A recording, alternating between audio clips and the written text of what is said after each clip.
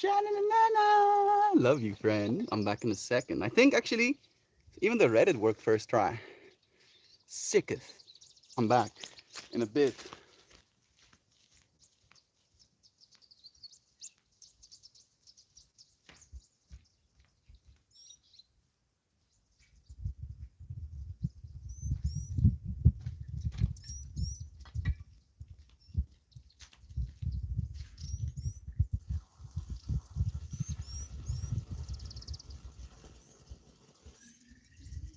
Love you.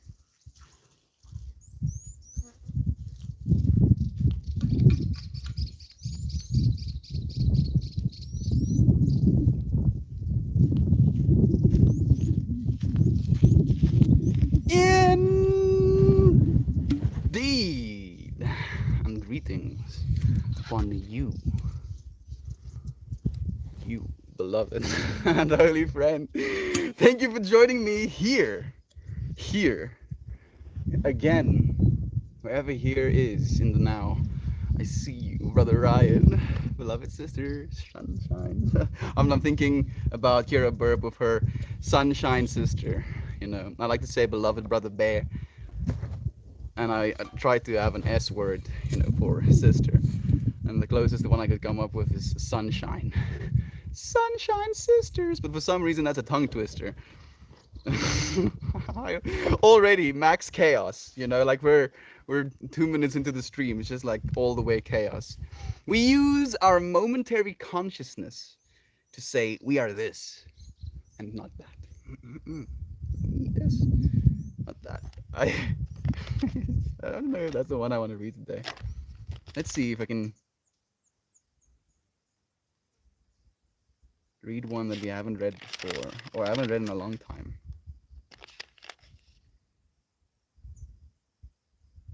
Hmm.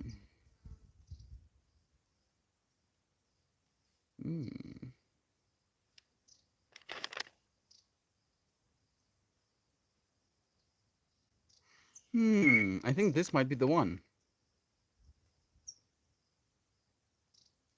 Maybe I'll read three of them. Every Guyana, Guyana. Oh yeah, Guyana. Love you.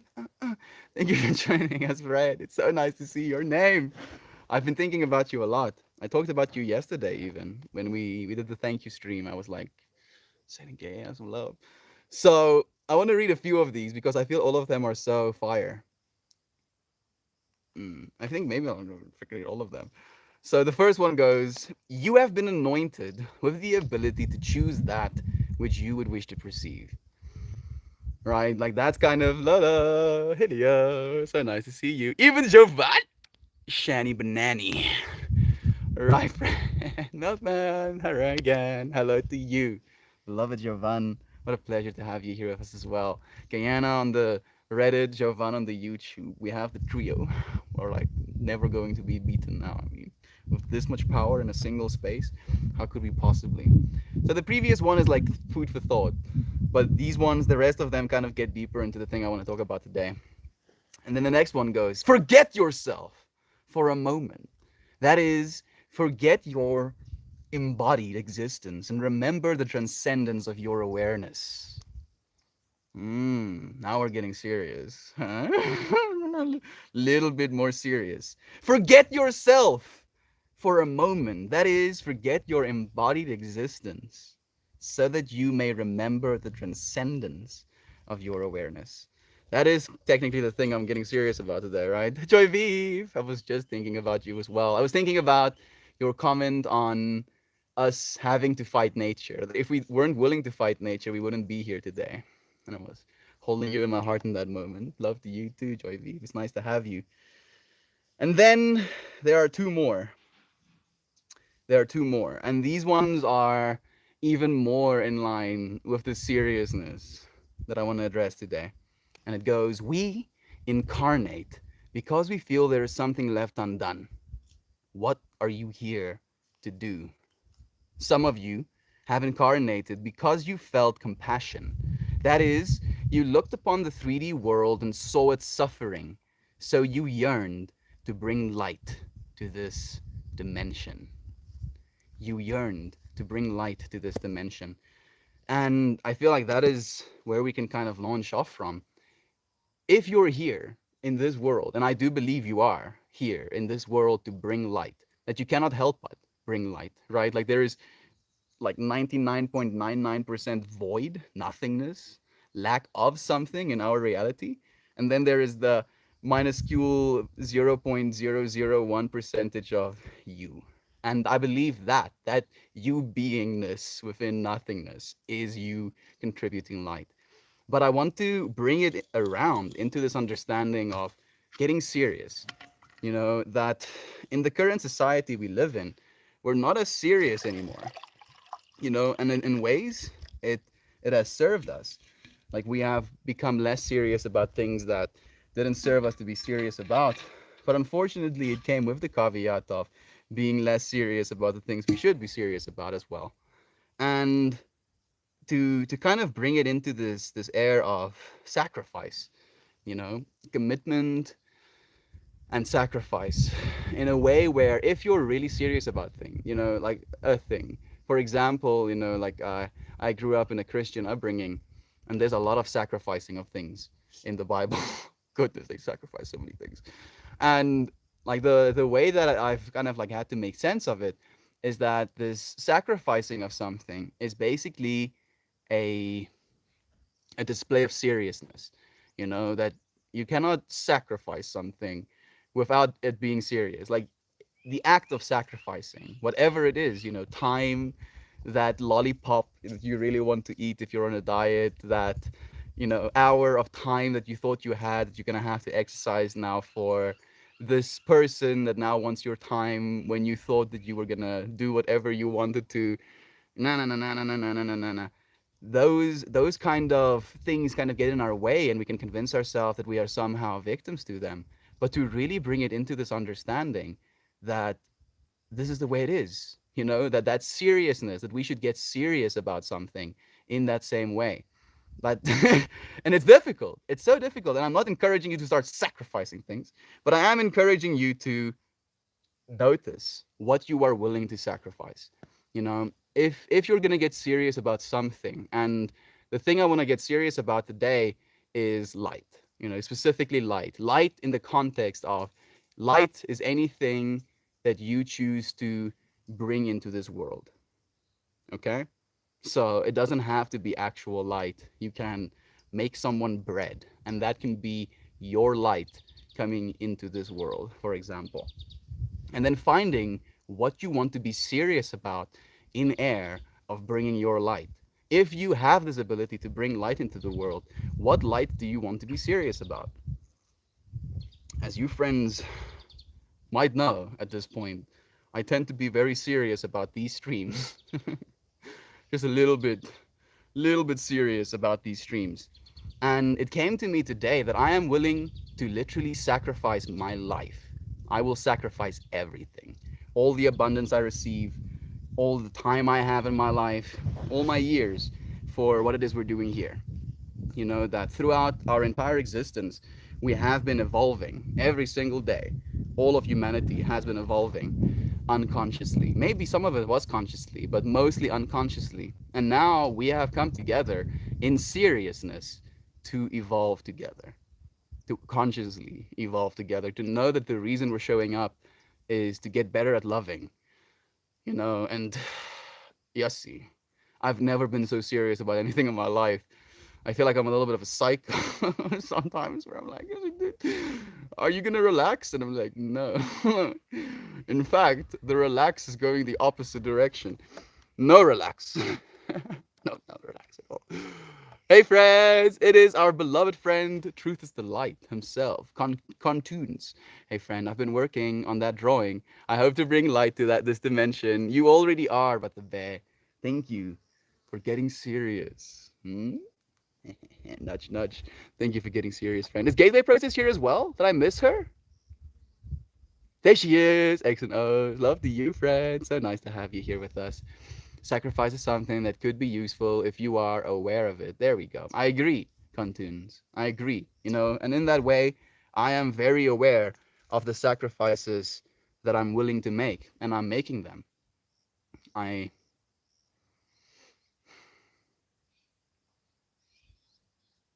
I feel it's easy, and it sounds weird. Easy in the air of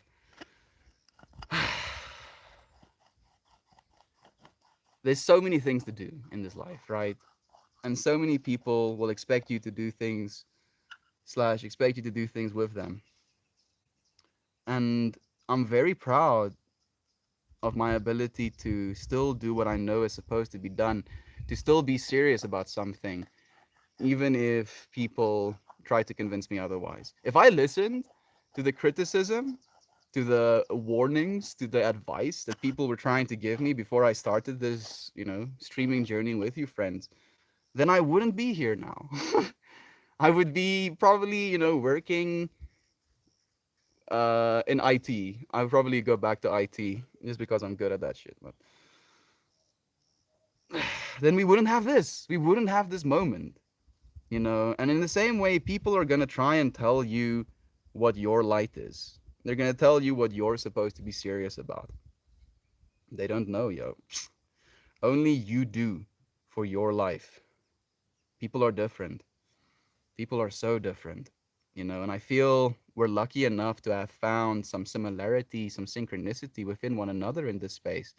But it should never be a thing where any of us believe that we know how things are to be, and if you're not in this way, then you can't do anything. And that's why I try to speak in such vague terms, in light, to be serious about your light, whatever that may be, instead of telling you to do a certain thing, yeah, yeah, this is what you have to do. You have to go and, say hi, say hello, say I love you to 5 different people today. And if you don't do that, then oh goodness, good luck to you. No, that's not how it works. That's not how any of this works. We have to be in this moment, but we have to try and be serious about the love we want in this moment, about what we want in this moment, in general, even. Ooh, Maxine is joining us as well, and she says, as soon as I tuned in, the first thing that came through is you learn to bring light to this dimension. Divine timing. As you're bringing your divine light to our dimension, Maxine. Thank you, friend. I see you. How nice to have you. How are you feeling? How's your back doing today? Bless you, Shan. Hope you're having another day of beautiful experiences. Thank you for that truth. Hope the same for you, friend. Morning. Hello. Maxine says, to be objective, can you bring light into this world in many different ways? Surely. Does it have to be serious? Can it be joyful? I'm talking about seriousness today in the air of commitment. Not so much the energy of seriousness, but within the energy of commitment. As in, if you want to share your light, if you believe you have light to share and you don't commit to that, you don't actually show up for that. I feel something else is going to come for you in that way, right? Like you're leaving all of this potential untapped, and it creates like a rubber banding effect that hurts us more in the end of, our experience. It makes us feel that everything is serious, now everything is serious. And you've seen people like that probably, where everything is always serious, everything is always, a problem, everything is always uh, a tension that needs to be resolved one way or another. And that seriousness comes after not being serious about your light, I believe at least, because you have this opportunity, and that opportunity never goes away, but people believe that the opportunity goes away. Like someone in their 40s, at 25, they wanted to be an artist, for example, and they maybe, got someone pregnant and then had a child and then had to take care of the kid. So they started working a normal job. And now they're in their 40s with a 15-year-old telling themselves, that this 15-year-old is somehow, taken their life from them. Now they can't be an artist because they had this child and they had to raise it. That is a perpetual story within seriousness that you're telling yourself that is taking away from your power, where we still have the power to be an artist as that 40-year-old. All we have to do is get serious about it. Commit to it in that way. Serious, not the serious of everything is. Thank you, Maxine, for asking, and helping me clarify that as well. Do you have any cool experiences with visual poetry? Uh, I don't know what visual poetry is. I dance. Is that visual poetry? NGO, it's nice to have you here, friend. I've seen you before. It's been a while, though. Meep your morp, and you will melt more. That's true. It's true. Like, if you meep your morp, guaranteed, instant melt more. You just have to figure out how to meep your morps. I'm like, my mind is actually trying to be like, it's like, meep your morp, what does this mean? All of my little monkeys in my brain is like running, pulling out file cabinets. Themis is joining us as well, dude. Hello, Mel. Long time no see. Funny how it works out on a day I could use a little positivity. I stumbled upon you streaming. I appreciate you, brother. As I appreciate you, friend. You've been missed. It's been so long since I've seen you. How's life been treating you? How have you been treating you? Brother Rambler joining us as well. How nice. How are you doing, Ram? So nice to see you, friend. Sacrifice is a weird thing because you are right. No matter what you choose in a way, it's like an artist. Both choices are beautiful. It's just what you are more connected with in a way. In a way, commitment is just choosing to play you know what is right and wrong. To play. You know what is right and wrong. To play. Yeah. I feel so, Brother Bear. Like one of the most beautiful definitions of commitment that I've ever, had the universe provide to me is that commitment is a deliberate decision that something will be so. A commitment is the deliberate decision that something will be so. If you want to commit to being an artist, for example, Brother Truth, then your commitment shouldn't be like, oh, I want to be an artist, but you should see that commitment as a deliberate decision that something will be so. No, like maybe I could become an artist. I would love to commit to it. Be like, yeah, you're serious. I'm not serious from a place of, hurting yourself or others, but serious from a place of actually showing up for yourself in the way that you believe something like that should be shown up for. And I know you friends do. And I know it's not easy. And I know it is very difficult to do so consistently. But the fact that we do at all, is something that you friends genuinely have inspired me with. Your seriousness for my seriousness has helped my seriousness serious arise. If freaking Shakespeare can make up words, so can I, okay? Fine. Yeah. Freaking Shakespeare. What? You egg? Stabs him. Yes. Visual poetry. I mean, that's visual poetry if I've ever seen it. Answering your question, friend. Feeling good so far. Trying to take it easy. Please do, Maxine. I actually had a friend who also have some, lower back issues, but back issues in general. And I asked her, like her back has been getting better. What is her best recommendation for getting better? And she just mentioned rest, taking it easy. Thank you, Maxine, for knowing what's necessary right now. I gobbied so hard, I wobobbied. Oh goodness, he gobbied into the wobobby. I don't know if we'll be able to get him back, but if we wobobby the gobby, we might. Yes, brother. I love you so much. Thank you. Thank you, Aunt B, for joining us as well. It happens from time to time. It does. I also gobbied into my wobby sometimes. Nancy joining us as well, saying good morning and evening to all. I had times where commitment felt freeing in a way and opened up to new things. If you make the commitment to go out with friends, for example, right? Like a friend is like, hey, dude, you want to come out with us? And you're like, yeah, I'll commit to X time, on X day to go out with you.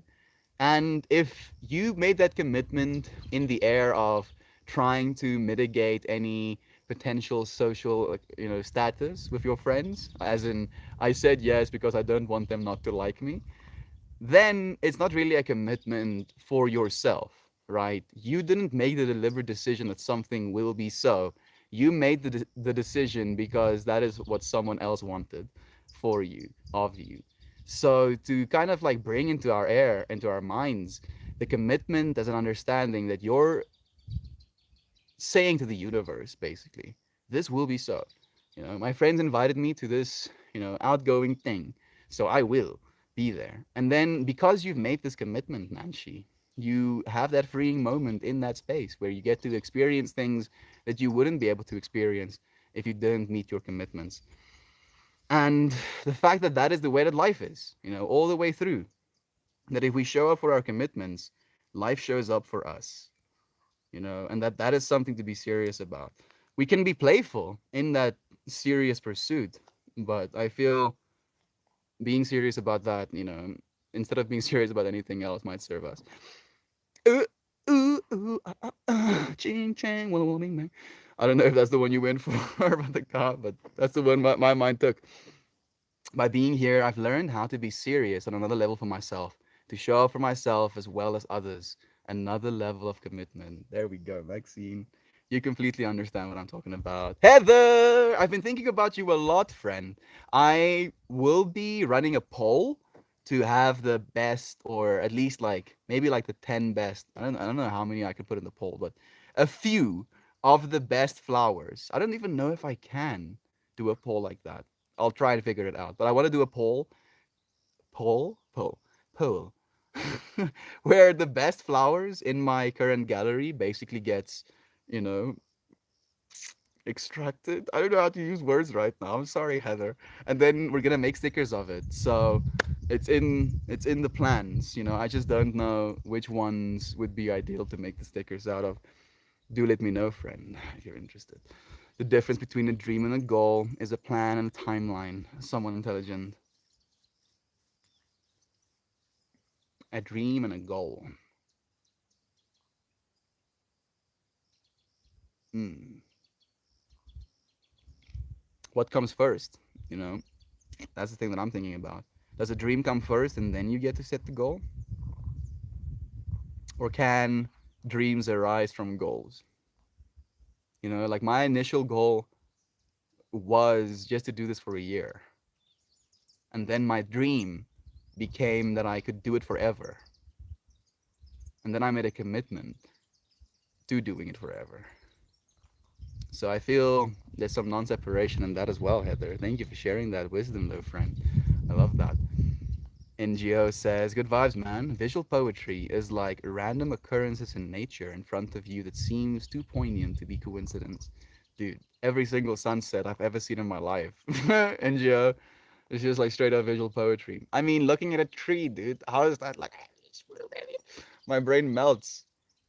I try to understand the visual poetry right in front of my face, but it's like the words, dude, are too complex. The depth of the love is too deep for me to fathom. I can only but scratch the surface, and even in scratching the surface, I experience infinite depth. How about you, Enjo? Tell me about your visual poetry experiences. Discipline doesn't have to suck. It's worth it. You've got this, friend. Thank you. Thank you for that encouragement. Discipline doesn't have to suck. I'm thinking about Dan as well. One of the statements that we made early in these streams that he resonated with, and resonated with enough to, I didn't even want to say it, to become a friend, actually become a friend of the space. Initially, he was like, and then I said that discipline is the only way, is at least a way, I should probably say, to freedom. That when you practice some discipline in your life, being undisciplined becomes more fun. you know like the fact that I do exercise and that I do try and regulate my diet makes it more fun for me to sit down and do nothing, to meditate, for example. But they balance each other out, and we can become sometimes too serious about it too. If we constantly follow through with the commitments we make, then we can achieve our goals and our dreams manifest into reality. Yes. Yes, so much of this, right? On V. Absolutely dropping nuggets of wisdom, sprinkling the bestest of flavors onto the stream today. So right. I'll smoke to that even on V. Mm. Connecting to higher self with the intention of sharing seriousness. Not seriousness in a way of losing my joyful nature, losing my playful nature, but seriousness in a way where I'll commit, really commit, where I can give,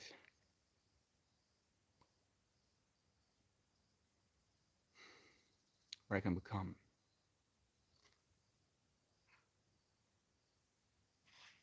To you, friends. Jumpin' Jack!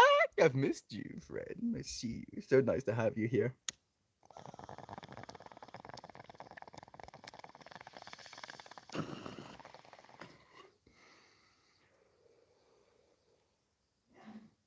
Gesondheid!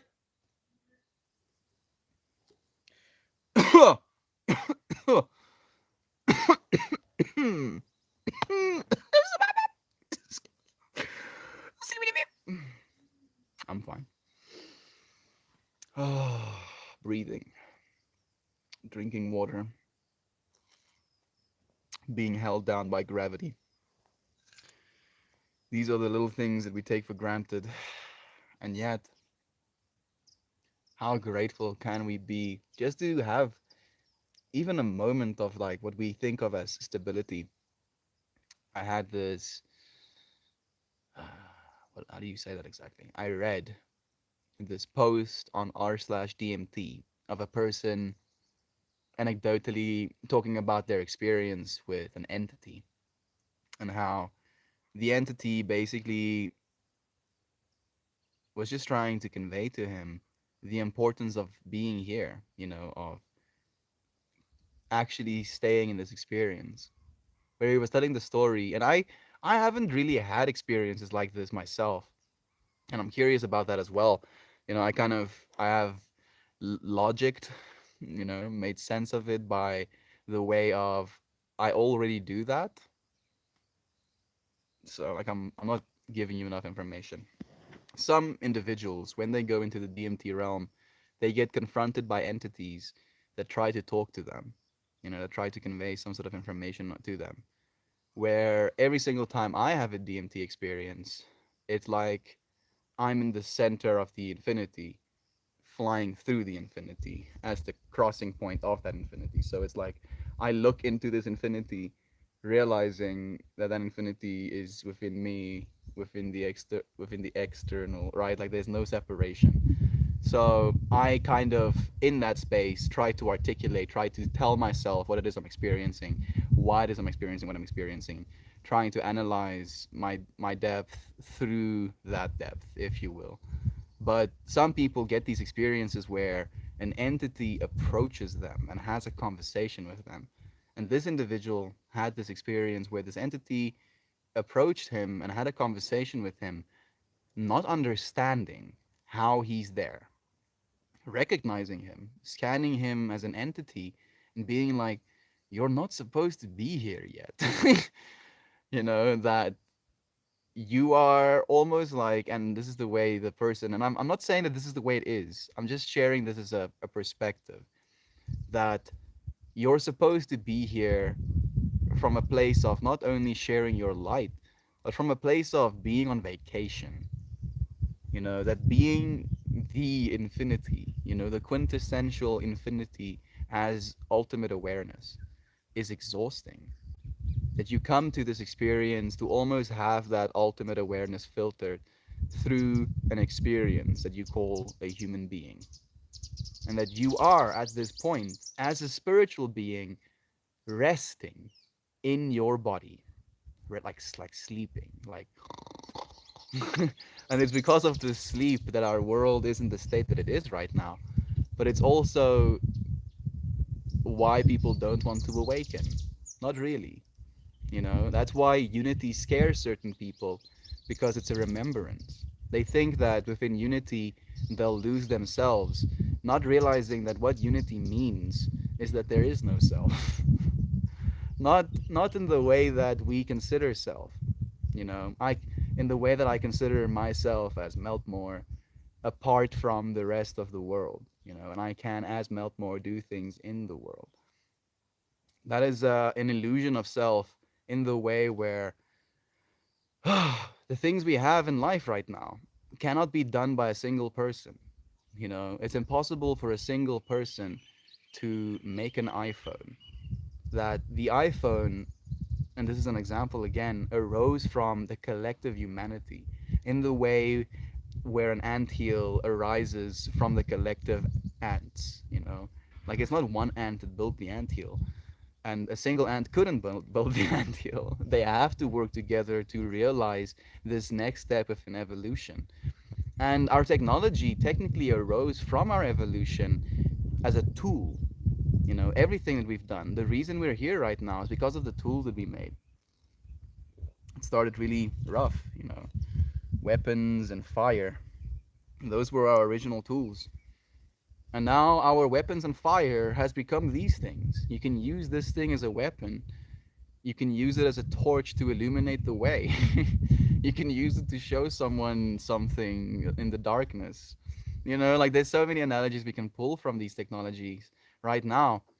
And I feel this interconnected age where we figured out a technological way to be interconnected is a direct understanding of our fundamental existence, our fundamental base state, that realm, the spiritual realm, the realm of energy, the realm of light, the realm of the infinity, true infinity, is actually base reality.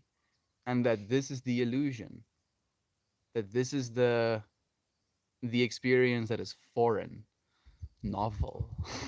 Terence McKenna would have a good time hearing me say that. So novel. And that you are the ultimate novelty generator. That looking around yourself right now, just like that, you got to have one of the most novel experiences in the entire universe. It's a lot. It's a lot, and there's a lot of us. And it's going to take a lot of a lot of us. But it's not hopeless. It's not hopeless. In fact, I believe it's actually pretty hopeful. I feel we have a better chance than we've ever had before. We tried before. Damn it was hard. Oh, it was so hard, but now we have the internet. It helps. It really helps. You seriously committed to doing these streams forever? Yes, Joy V. I'm gonna do them forever. Look into my eyes, see if I'm lying. You guys are like, oh shit, Melt is crazy. Yes, yes, yes, I am. I am serious. This is something I'm so serious about. I want to do it forever. Like actually, what forever means. And the joke is, Joy Vive, I also want to live. I believe our generation of humans will live for longer. Let me just say longer. Because if I say the number I have in my mind, you're gonna be like, mm-mm. But let's say longer. We definitely will live longer. How longer? How much longer is up for debate. But we definitely will live longer. So, on top of knowing that we're gonna live longer, I am still doubling down on the commitment that I want to do it forever. Because that's the beauty of this experience. That I get to look back, having done something, having been serious about something in my life. Serious enough to want to do it forever. That there is this experience that is the forever, that is infinite change, and that there is one thing that I would like to build on, and that's love, right? That's this community. That is the experience of sharing a conversation with friends, the depth of the human experience with friends. How could I not want to do it forever, Joy? How could I not? Nice. Love to you again, Heather. It's nice to see you here, friend. I hope your day is shockingly amazing. Thank you for that love as well, Aunt B. The DMT entities are homies that everybody need. They really are wise. They can be a little bit spicy as well sometimes. They kind of teach you things in reflection sometimes as well. The jesters, for example. They usually steer clear of me because I'm one of them. But usually when it's there, it's this experience of realizing again what I'm supposed to be aware of. What I always know. What we always know. You are the infinity. The images that you are witnessing cannot be compared to the endless information that is passing through you. I believe that, friend, literally. So for me, the way that I envision it, like from a physical standpoint, is kind of there's so many layers to it, right? Initially, torus field. So there is this torus field, going through your body, and this torus field is basically the ultimate node receptivity of consciousness that fills your being, right? And then from that consciousness, it basically switches on these sensory abilities, right? Like this what you are right now is the highest form of technology. As being a human being on planet Earth, this is the highest tech we have to experience consciousness with right now. So that consciousness then experiences itself as humanity. I get to feel with my human fingers because I have human fingers and I feel with them.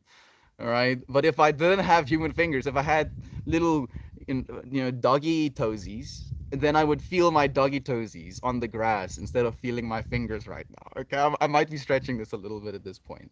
So it really is this experience where your consciousness flows into this beingness and then experiences through that beingness, I believe, from infinity, where your beingness is in and of itself an infinity. And the way we understand this physical existence, this material realm, is again ever expanding infinity. So there is this infinity on the inside and the infinity on the outside, linked onto itself, completely a union, no separation technically. It's a circle if you interlap them far enough. It's all contrived, it's one of these oldest understandings that humans have been practicing forever, and I feel we're coming back around to really seeing each other as that, and seeing that depth within the other person in the exact same way that we can see it in ourselves. Woo! It's gonna do a lot. It's gonna change a lot about the way we see other people, about the way we treat people. You know, when we live in a world like that, it would be apparent to see people living on the streets. You would be like, how is this possible? They're people just like us. Why is this happening to them? Howdy, friends! It is Brother Wazik joining us. So cool to see you, dude. Love to you, man. You are so inspiring, Mel. A damn blessing. I agree that this is the definition of visual poetry. Wabi the Bobabi. Truth is the light. You are so inspiring. I am a mirror, friend. You're like looking at a version of yourself, being like, oh, that's me. You're like, yeah, oh, yeah, that's you. Look, look and see. Look and see, and know that you get to be even more than this. Ooh, that's going to be a tough choice, Mal. You understand why it's so difficult for people to make it? It's it makes you aware of the fact that it's not as easy. It's not that clear, it's not that simple. Whatever word you want to use. It's going to take some work. It's going to take some convincing. We're going to have to word so good. You don't need to believe something to take action. Action equals results. Results will help you believe. Believing slash results equals motivation. There we go. I learned this math today. Though thought I needed to help believing. Thought I needed help believing in myself. So you learn the math so that you can help believe in yourself a little more. Again, actions equals results, where results will help you believe, and believing slash results equals motivation. Sounds true to me. That sounds true to me. Who am I? I am no mathematician or anything, but that thank you so much for sharing that with us. Thank you for saying hi, beloved Chan. Rambler says, I've tried to meet them 7 times, never have. I have gone to other planes and spaces, but I'm always alone. Hope to meet the homies someday. I've met homies. They just don't speak to me. They're usually kind of looking at me. It's almost like they want something. They want me to say something. I don't know if they want me to say something. They want to see what happens. I think that's what it is. They want to see what happens. They're curious, uber curious. Like, that's what it feels like. Like, oh, what? Ooh, ah. That's kind of what it feels like. Like, oh, ah. Oh yeah, it's me. And then I'm like, oh yeah, oh. And then I'm like, melt. Love is true. Technology is unreal. Is an unreal rabbit hole. I'm not sure about that. I feel like we are in the prime time for change. Is a unreal rabbit hole. I don't know if that's a good thing in your mind or a bad thing in your mind. Truth is the light. Is that a bad thing? An unreal rabbit hole. I feel the word unreal is maybe where I'm having some trouble. What is even unreal? Is there such a thing? We have this distinction between what's natural and what's unnatural. You know, like all of these clothes, like this clothing I'm wearing right now, is very much not natural. The stuff I wash my hair with is very much not natural.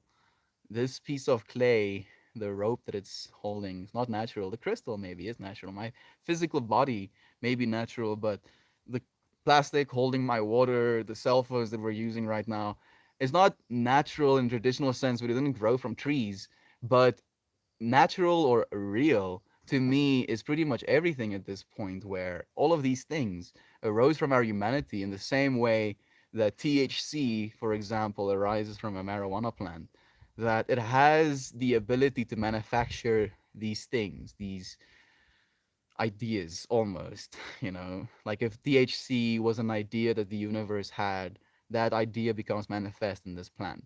And we as human beings just happen to be even more receptive to the ideas of the universe, maybe even fundamentally being the idea of the universe, right? So technology on that same scale is very much the idea of the universe, all in the same, that everything we're doing right now cannot separate us in the same way that everything we've done has not separated us, that there is only a flow that always comes back to itself. DMT entities. Oh no, that melt human is back again. Don't make eye contact. Yes. Hey, like I don't know if they do make eye contact. It does kind of feel like they're peering into you almost. What are you doing? Just having chats. What are you doing, Danielson? What are you doing, friend? Tell us. I meant choosing a flower is going to be a tough choice. Thank you, Shan, for giving me the connection. There's too many nodes. I tried to pull from one of them.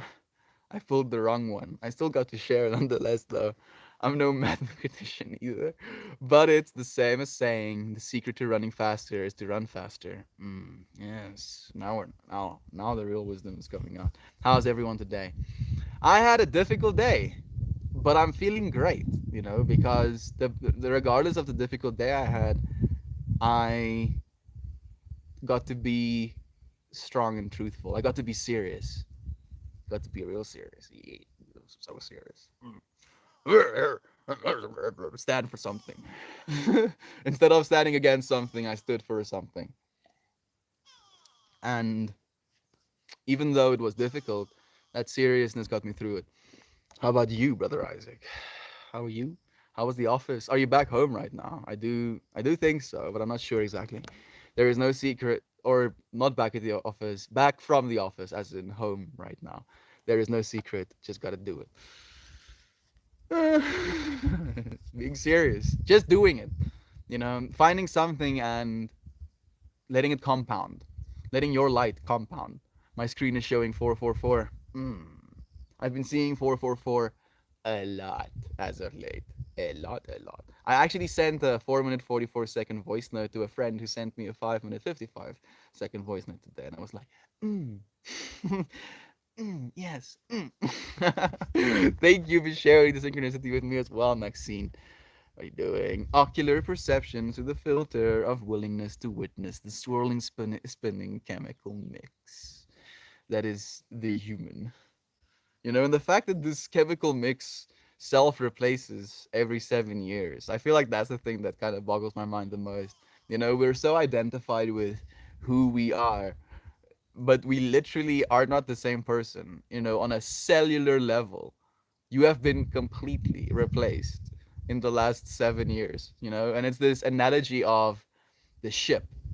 And it's like a specific ship. Then this ship is a specific name, but my brain only remembers the fractal behind the name, not the name in and of itself. I'm sorry. Ship with no name in this moment. We'll call it the ship of infinity. So there's a ship that goes out and sails, and every single time it comes back, it has a little bit of damage. So the damage gets repaired, new piece of wood gets put in, and the old piece of wood gets put in, a beautiful little pile. And years go by and years go by, and eventually every single one of that little boats, boards, masts, you name it, has been replaced. It still has the same name. It still looks the exact same.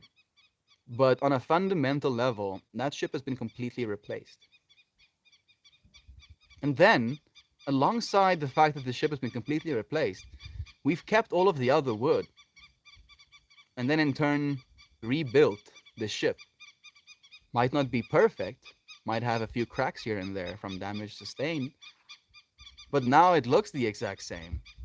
Is made with the exact same boards it was originally made with. Which is the real ship? Again, within this air of unreal. Both of them are the real ship. Because it's conceptualized. It's what you conceptualize yourself as. You are that ship, friend. You have been completely replaced. Surely we didn't keep all the stuff that we have replaced ourselves with around, so we can't really rebuild ourselves another version of our younger selves.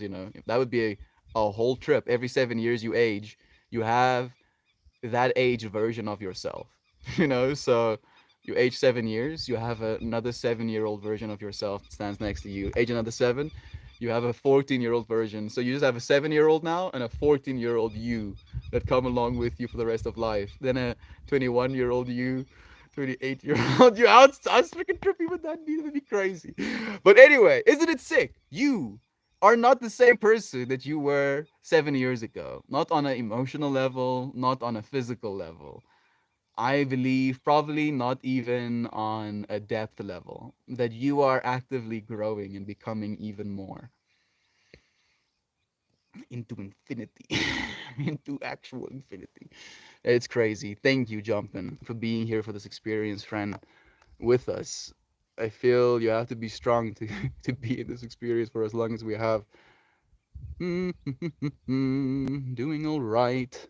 Thank you for asking. Going to be fair today. Going to be the fair. Going to the fair. I'm sorry. I'm having a hard time reading, it seems. With Amara and her dad. It's going to be fun. How are you? Yeah, manifest. Manifest, Shannon. I'm sure it will be fun. Woke up feeling like dog dookie. Dude. Back home, got my circadian rhythm is absolutely wrecked with the back and forth. I had a rough allergy night too, woke up sneezy and achy. Where you're like, everything is that kind of vibe. I'm, I'm here with you, brother Isaac. Love you, man. I hope it gets better soon. Move yourself a bit, stretch a little bit, drink some water. It'll get better soon, I'm sure. Oh, 44 is ever so present for me too. Hasn't gone away since I started this journey. Like, I'm pretty sure since I started this journey, I haven't gone a single day without seeing the number 44 somewhere. Hello, YouTubes. The gobbledygoo coming with his monkey. That sounds like a great time for Amara. Wishing you all the strength and prescience? Presence? Presence, I'm guessing? Prescience. I don't know if that's a different word. Thank you, Brother Isaac, for the love. I'm sorry to hear your allergies are giving you a hard time. Thank you, Shan. Maybe eventually you can medicine mother him up and give him something for that. But today will be good. It stretches. There we go. He's already in tune. He's ahead of me. Drank water. It's a day of preparation for me. I had a really cool experience with my crystals last night, which I think I had something to do with it. I'm 100% sure you did, friend. I left all of my crystals at Christian's place, and at first I was lamenting about that, and then I realized I probably did it on purpose. My subconscious at least did it on purpose. I really appreciate that. Man, there's this little fruit fly that is like begging for murder. Don't make me murder you, little fruit fly. Please save yourself. There's infinity in every single direction. You'll be safer. But not here. Here is extreme danger. I understand those days for sure, Isaac. Thank you for the love. But this little dude, he's like asking for it now. I'm gonna hurt you, dude. If I don't hurt myself first. I mean, I probably will be. But I mean, personal space, dude. Come on, dude. I'm asking now nicely. I'm asking so nicely. Just one of those days. Get your eyes so heavy and thick. Sleepy but a blessed day. You're here for another one of the Isaac. Thank you. Like this is gonna be a whole stream topic for one of the days, but it's this quote that it starts with this quote where it goes, "On the days that you don't feel yourself, realize that you are changing." No. Huh? On the days that you don't feel yourself or don't feel like yourself, realize that you're changing. And that change is an inevitable part of our existences. And that change is good. Oh, yes, a lot of stretching and water. I had a chiropractor appointment today, so that will be nice. I think so. Make sure you show up. Show up with that shit, by the way. So much love to you. Amaro wants, bro, this little fly. I don't know if you friends can even see him. Dude, I'm gonna have to kill you. You're making me want to kill you. I don't want to kill you, friend.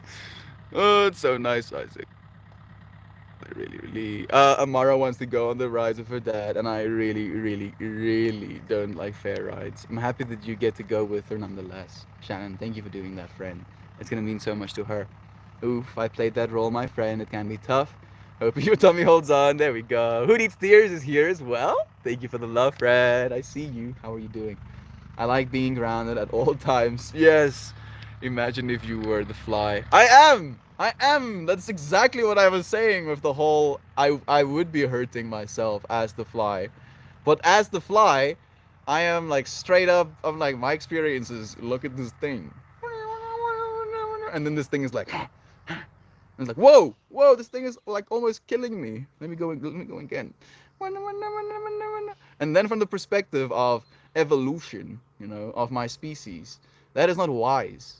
I'm not a wise fly in that moment. I'm very not wise to go and up in the face of a thing that's very big.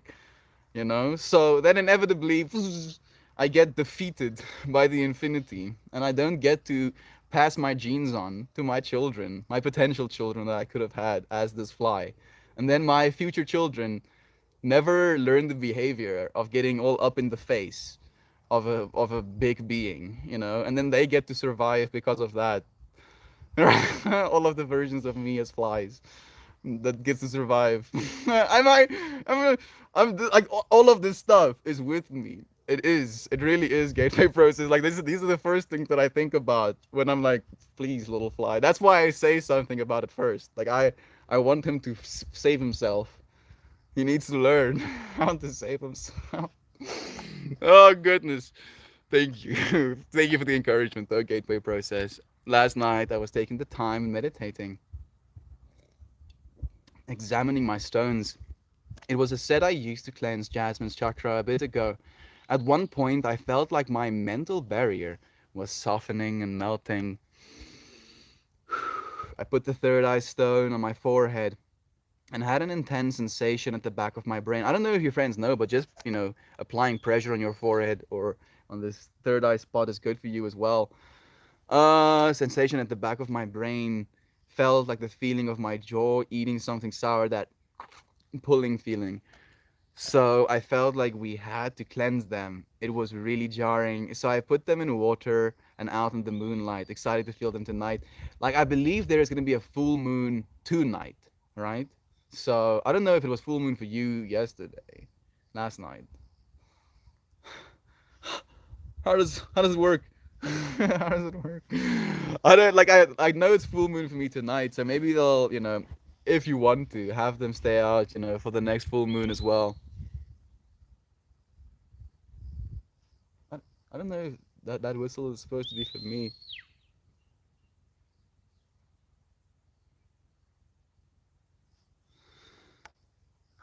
Says full moon, super moon tonight. There we go. Sitting at the desk, pressing my third eye. Don't worry, coworkers. I am an important meeting. If your coworkers be like, don't make eye contact with her. Like, and then you come out of the office. Don't say anything. Don't say anything. Don't even acknowledge something. And then there's that one intern, and I was like, "What was that?" And then you're like, "I thought you would never ask." And he was like, "Oh." Thank you, Gateway Process, for sharing that imagery, friend. Oh yeah, full moon tonight. Gonna take my favorite stones and a small dose of monkeys and go outside. Probably felt that, Gateway. Thank you for that too. I'm happy that I could share some of the craziness of that. At least some of the feelings I had. Like I sometimes. How much of it sometimes? I don't think I've not. I tend to lean into my eccentric side around my coworkers as well. I'm like, yeah. Yeah. This is how people can be sometimes. Everything is natural. Humans are a part of nature, so everything we do or make is natural. Even our plastics, exactly. And as a result of our excessive production of plastics, Mother Nature has now, by itself, started developing organisms that eat plastic.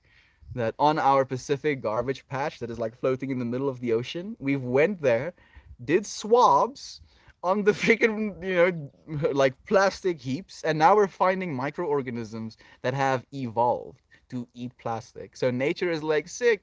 There's organisms that produce plastic on this planet. There is this abundant resource, food, to be eaten. And nature is like, builds enzymes to eat plastic. Yum. Yum, yum, yum. There's a whole island for us to eat. And it starts to.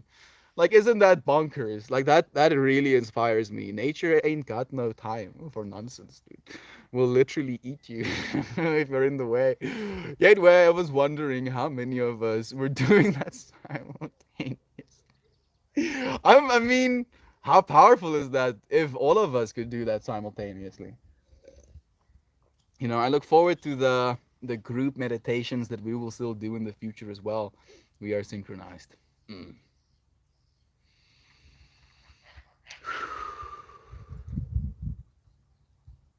I see what initially looked like a nuclear explosion. And it had like these little tufts at the bottom. And then I was like, oh goodness, that's a little bit yikes. And then I got closer to it. And then it turned out to be a cone with like these almost decorative little tufts of ice cream, kind of like twirled up and placed on a plate, to make it super picturesque. And there was this beautiful mushroom-esque looking dollop of ice cream dropped on the top of the cone. Yeah, yeah. Yeah. Nate, if life gives you nuclear explosions, make it ice cream. I'm a promise. This is water I'm drinking, not liquid LSD. I saw 4442. Love y'all. Love you, Gateway. Thank you for tuning into the frequencies. Nature's fucking lit. Yes, it is, Jovan. It's so freaking resilient. And that word. They did a study where they had two classrooms. One classroom was asked questions, and then when they got the answer right to a question, they were praised for how intelligent they were. Like if you get the answer right, they're like, oh, you're so smart, well done. And if you didn't get the answer right, silence. No negative feedback, no positive feedback, just silence. And it went like in a circle where the students could see each other's evaluations and they could feel what the hierarchy was in a way. And then they did that same experiment with another group of kids, but instead of going through the telling them how smart they are, commenting on their intelligence, sorry, and then not commenting on their intelligence, they instead congratulated them for being right when they were, And when they were wrong, they encouraged them or commended their resilience, where they were like, nope, that's not the right answer, but how great of you to try and actually, like, see if you know the answer. And the statistics, if you kind of like look at it on a time graph, where the performance is marked on a line, and then the amount of times the test was run is marked on another axis. The axis where people or the kids get positive feedback for being right and then no feedback for being wrong gets progressively worse and worse and worse. As in, the overall performance of the class, the motivation for the kids to actually do things, drops every single test. But the test where the kids actually get encouraged or get congratulated for being right, and then gets applauded for their resilience when they're wrong, gets the exact opposite result. And it's again this understanding of what human intelligence actually is. None of us are unintelligent. None of us are unintelligent. We've just been horribly educated. Oh goodness, educated in a system that was like building factory workers. Not that there's anything wrong with being a factory worker, but that is not the majority position that people are filling these days. And we cannot operate in the same rules. Such a balance of taking ourselves and life seriously, but not taking ourselves too seriously that we let the ego take over. Sometimes we do let the ego take over and I feel that is also a part of the experience we're here to have. I just feel we should never lose that battle. If the ego takes over, it should be from a place of awareness where you can see it happening, you can see what happens as a result of it, you can experience what there is to experience, and then you can course correct because of what you experienced. Instead of it just you being a certain way, and then if someone calls you out on it, you're like, this is just the way I am. This is just me. That's ego. Oh goodness. Am I so grateful? I'm not who I was 7 years ago. Me too. 17-year-old? Yeah. Instant trauma again. Goodness.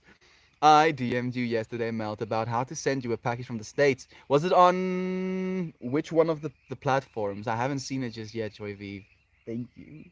Thank you, friend. I appreciate that so much. I'll be sure to get back to your message. I've been a little bit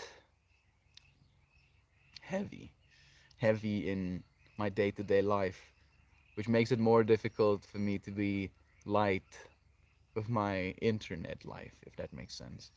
Right? Guess that's the way it is for all of us. But I always come around. I always find the light. You know, establish that love is the truth. Sometimes it just takes some time. Thank you so much, Joy. Let's light it up. Fine. If you say so. John FLH. Hey, oh, oh. Hey, oh, yeah. Hey, oh, oh. Pippi. Pippi.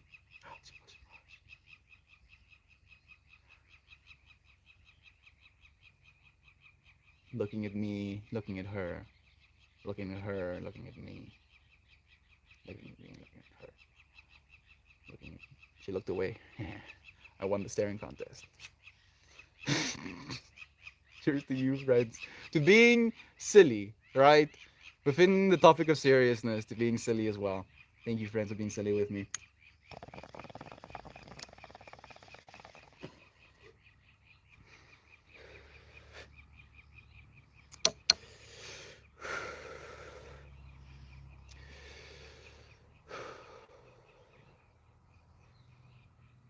Yeah. Glad you're making move towards health and wellness. Seems like it's working, and I'm super happy for you. Jumping Jack. More than you know, friend. And like she genuinely is an inspiration. Thank you for doing the same. Boop. I hope you and yours are open to all the blessings that surround you today. So much love. Thank you so much, Jumpin, for sending that love back. The person you were 7 years ago was good and smart enough to get you where you are now. Rambler. Now you're connecting points, dude. Yay. Yay. Oh. If it wasn't for the person you were 7 years ago, you wouldn't be here now. So thanking that part of yourself as well. Like we do have this almost sense of hatred for our old self in some ways. Something to be aware of. Thank you for bringing that to our awareness, Rambler, and for like channeling it to a different area as well. The ebbs and flows, I feel those.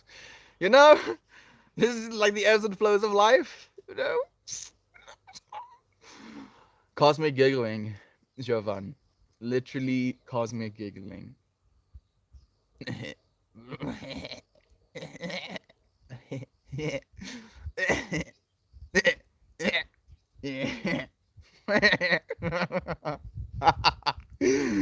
Oh! Oh!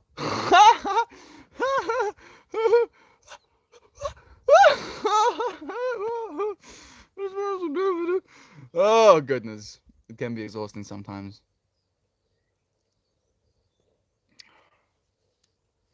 When I get into this loop, Jovan, the question my egoic mind likes to ask is, how long? How long? How long have we been doing this for? How many experiences have we had? And then every single time, it's like infinity. I'm like, oh, okay. How long will that go on for? Oh, infinity. Oh, of course. What does that mean? It means infinity. Oh, mm. All right. There's no understanding. None of us know anything. Not really. And I feel within that knowing of nothing, the only thing that we can find as truth is this love that we have for one another, right? This ability to connect just with the human experience. It's such a cool experience. And a lot of us take it too seriously. How about that? We take it too seriously. Eh. The words that initially came to my mind is believing that it matters. But that sounds a little bit nihilistic, doesn't it? Everything matters in the same capacity that nothing matters. In the same capacity that you know nothing, you know everything. So taking it serious from that perspective where you get your ego involved, you separate, right? Like that's the job of the ego. It's to convince you that you are separate from everything else. And that's its job. That's literally what it's there to do. So it will do anything. It will tell you whatever it needs to make sure that you believe that. Realize. Realize that your ego is doing that and befriend it. Be like, oh, that's a cool story, dude. That's funny. You almost had me with that one. And then you get to like be chummy. You get to be playful with your serious ego sometimes. That's the best explanation of evolution. The fly and the Goliath. Yes. And I mean, he learned. He's out of my face, which I'm very grateful to him for. Now this extreme, deep gratitude in my heart to that little fly for not being all up in my face. And maybe that's exactly what I needed from the universe in this moment. To be perturbed with a little fly in my face and then not to be. My seriousness and trying to get it out of my face is now the exact thing that allows me silliness in looking back at it. Kudos started back. Kiddos started back at school today. Some more free space for you, Aunt B. I hope you get some. That actually immediately makes me think it could evolve enough to eat humans. I don't think we have the oxygen concentrations in our air. Maybe like a few thousand years ago, 100,000 years ago. But like right now, they would collapse under their own weight. Like we are kind of the perfect midpoint of size. Again, almost like the universe knows what it's doing. Almost like the universe knows what it's doing, but awesome nonetheless. As are you, Auntie. I'm. I mean, it would be awesome seeing man-eating flies, but then I would have to come and sit down on the streams of a shotgun or something. YouTube dropped? Did it? Oh man, that's disappointing. 11:11. I don't think it did. Did the YouTube drop? Can I get a YouTube didn't drop, please? Just so I can know. I hope not, gateway process. Anyone else having issues with comments not showing up? I had to tune out and back in and was behind 30 comments. That has happened more like in the initial stages of Reddit. Not dropping here. Okay, thank you, Shannon. I salute you for making sure I know. I've seen Cloudy with a slight chance of meatballs too many times. So, just to complete that little loop of flies, man eating flies. It would be quite a universe, if I just came and sat down here with like my laser shotgun, and then you hear like, like actual helicopter sounds, and then I'm just like running into the scene.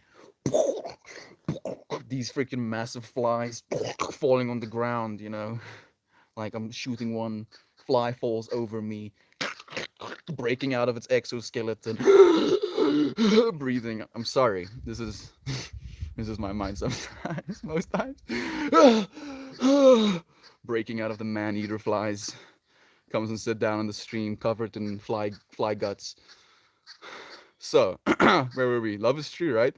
So, huh? How about that? Thank you, Anbi. Did you make that bong? Very nice, either way. I didn't. It's a gift by a friend, Marlies. It is. I don't know at this point. They have been broken up and then back together and then broken up again and then back together and then broken up again and then back to and then and like so many times where I don't know what it is anymore. But let's say my friend's partner made this for me. He came and stayed with me for a while. She came and visited him while he was staying with me. We had like a cool party, and then he wanted to go and stay with her slash get a place with her, and then left. And then, oh man, like I'm tripping out about remembering the story, looking into this right now, right? Like the textures, and every single one of them has like a little bit of a sheen to them as well. Anyway, so we had these bamboo kind of like sticks on the farm. My brother wanted to make a bow out of one of these bamboo sticks, but they didn't really get around to making it, not making a proper one. Like he made one, but we have actual bows, which works as bows a little bit better than bamboo bows. So she asked if she can, take these bamboo sticks, to go and make bongs with them. Since we didn't have any use for them, we gave her some of them. And then, like, yo, 5 months after she leaves, she like tells me that she wants to send me a package. So I should give her my information so she can send me this package. And then she sends me this. And she tells me that it was no. She told me she's gonna send me a package. Then I asked what the package is gonna be. She told me it's gonna be the bong, and then asked me if I wanted any symbol on it. And then I told her I want this symbol on it. It's the Merkaba. It's supposed to be a bridge from your physical self to your higher self. And then alongside that, the tree of life holding as fruits the yin and yang, the infinity, of course. I can't see properly the little Jesus fish. Om, the peace, the Ouroboros, the wheel in Buddhism, the atom in our sciences, the eye of Horus in the Egyptian cultures. We have done this so many times, friend. Oh, goodness. And this is just another round, and we're doing it, oh, in such a weird way this time around because we're doing it together. All the other times it was very egoic in a way where one person got it in their mind that this is how it is. This is how it is, and then wrote it down, and then people ended up murdering one another because of what that person wrote down. And the way that we're doing it now is that we're writing it together actively. We're living it.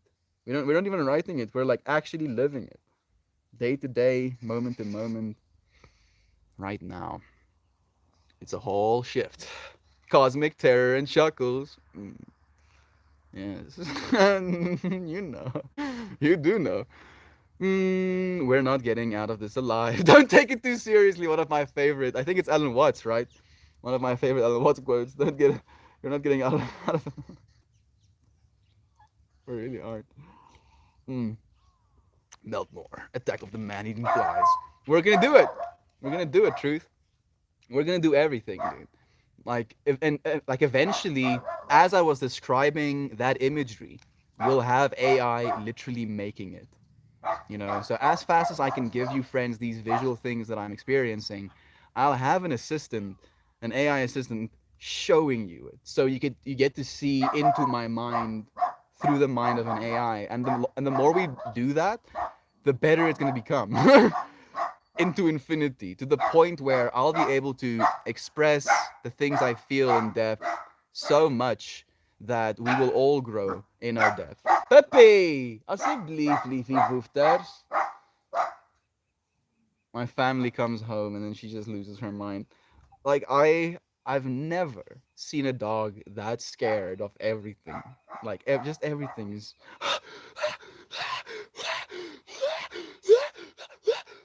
Oh, and it's like, oh, it's one of my people. That's literally her archetype, Truth. That's what her whole thing is about. She teaches me. You can send bongs into SA and it will pass through customs, no problem. It might like pass through customs, no problem, but it might also pass through customs, no problem in actual pieces. No, without problem. Traveling through customs because it's in pieces. That's the only problem. uh, I mean, I would love like a beautiful glass bong, but I haven't even bought myself one because I tend to be pretty melty. I mean, I trust myself enough, but I've not needed any other bong than the bong I have. It comes from again from this perspective of using the things I have into destruction, until they're completely melted away. Like this glass, in I don't even know 500 years. I don't know if that would happen. Like, would this edge become slowly chipped away? I don't even think so. Who knows? Let's see. Let's see if the glass just slowly becomes shorter and shorter until I'm just taking shots of water. This is a great bong story. These symbols have so much meaning on a piece of bamboo. And every single time I smoke from this bong, all of these meanings come along with it. It's a little bit surreal, dude. It's magic. I am magicking myself, dude. And then on top of all of that magic, I state in like fundamental intentions when I smoke as well. So you think AI is the principle of evolution, pinnacle of evolution? No, definitely not. I think AI is going to allow us to be ourselves more fully. It's going to empower the individual. Like, there is so much creativity locked up inside of you, Truth is the Light. You know this probably better than most people, being an artist, right? The amount of sheer creativity inside of your being at all times. If you could channel and get all of that creativity out just for an hour, you would make enough work to sustain you your entire lifetime, right? You know what I'm talking about. So imagine humanity empowered in that way, where this almost like locked in potential we have gets to be expressed within the external world, gets to be shared with the external world. More beauty gets to be put into the external world. And in the same way that beauty can be put into the world, horrific stuff can be put into the world as well. And at the most fundamental level, it's still going to be a reflection of you. Even if it's AI, it's going to be you. It can't not be you, Truth. If I was the tiniest Pippi, I'd be scared as well. That's a good point, Maxine. That is actually, unironically, a good point to make. I've never thought about it that way. You're so wise. You're so wise. If I was that small, I'd probably be pretty scared as well. Things could very easily kill you, but things can easily kill me as well. You know, I have but one ultimate weakness: bullets. Gets me every time. You know, but I'm not gonna live in a state of visceral fear every single time there's someone here believing that they're gonna come and bullets me. I'm just curious how she got that way, really, right? Like, and that was we have the word in Afrikaans geaardheid. It's like personality, but it's more like beingness. It's like a mix between beingness and personality.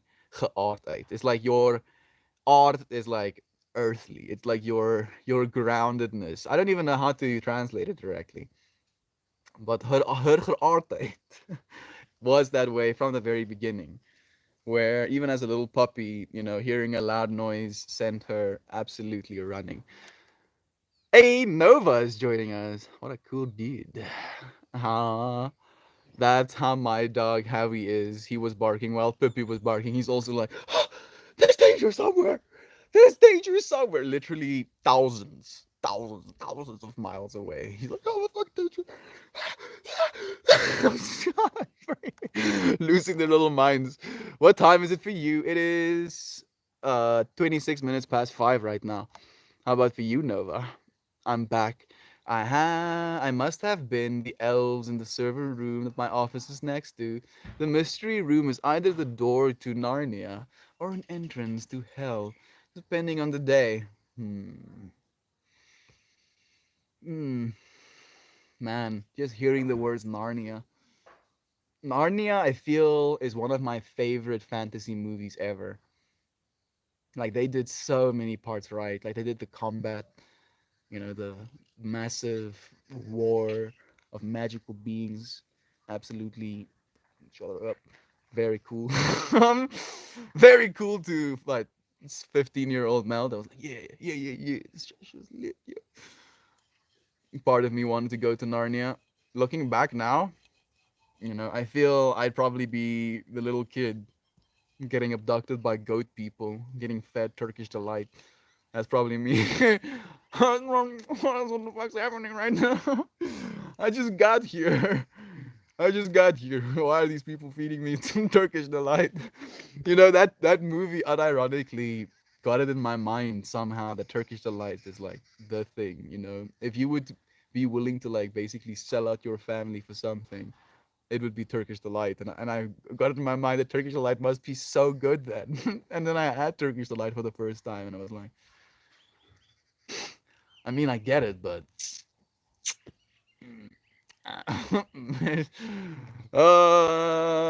maybe the dog. Maybe the dog is just high strung. Can't be all size related. Chihuahuas have serious big dog energy. They probably just believe that they are like uber alpha, And I wonder if it's a neurochemical thing, or if it's a spirit thing. Like maybe like this is now kind of like erring on the side of like the Buddhistic understanding of reincarnation and karma. So it's not something I believe necessarily, but as a thought experiment, maybe like people, or specifically macho men of the universe, that wanted to be all, gets put in a chihuahua as retribution. Let's not call it punishment. So still as that archetype, being put in a chihuahua body, maybe getting wrecked because you're in a chihuahua body and you have that archetype as a way to learn something from the universe as an experience. Who knows? It is a cool thing to think about. Thank you for sharing, Joy V, for letting me. Pippi is in constant is in constant existential crisis. Do a trick, purple drummer. I wonder why it is. There's a part of me that thinks about tricks to do for you, friend. And then there's a part of me that wants to be like, oh, no. And I wonder about both parts. Thank you for making me reflect. I appreciate you. Turkish delight is worth sacrificing it all. They can take everything. They can take everything. Turkish delight, I feel, is a little bit overrated, dude. It's like gelatinized sugar rolled in powdered sugar because it will stick to everything. Right? There we go. Joy Vive is like, I mean, I fall somewhere in the middle between those two realities, you know. I'm so happy that we get to share all three perspectives.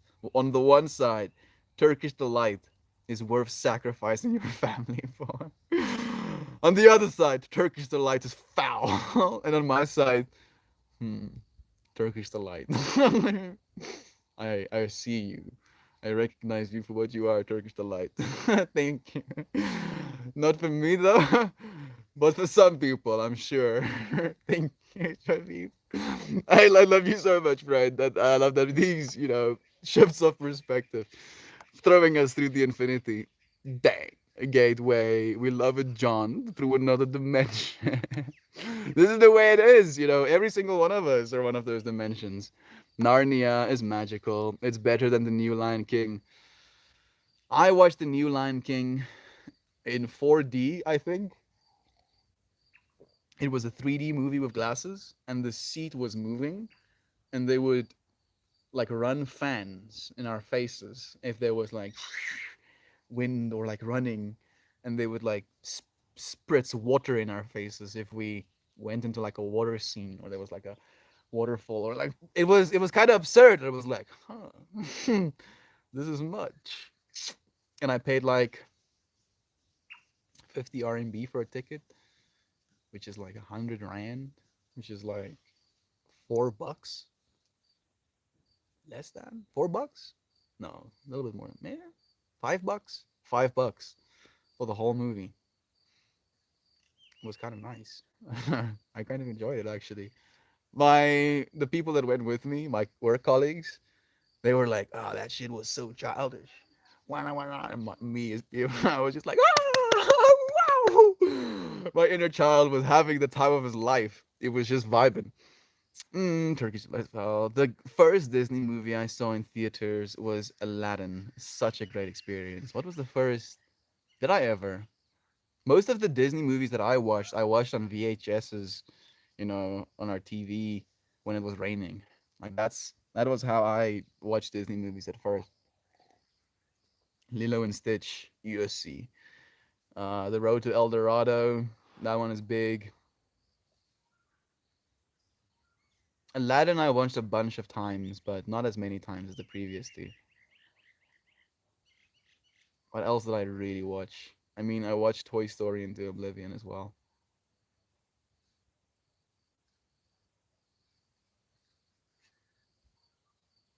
For me, The Road to El Dorado, that's the one I watched the most.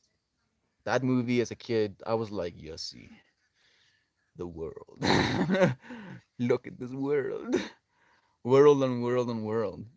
Two little rambunctious, naughty friends, that literally just survive, by the skin of their teeth. Gets trapped in barrels, gets found out, tricks a horse, swims to an island, or, technically rows to an island.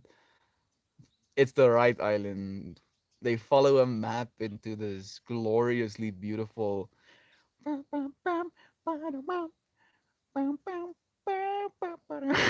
whole scene where they go through the jungle. One of my favorite scenes of all animated series, pulling the leeches of his friend.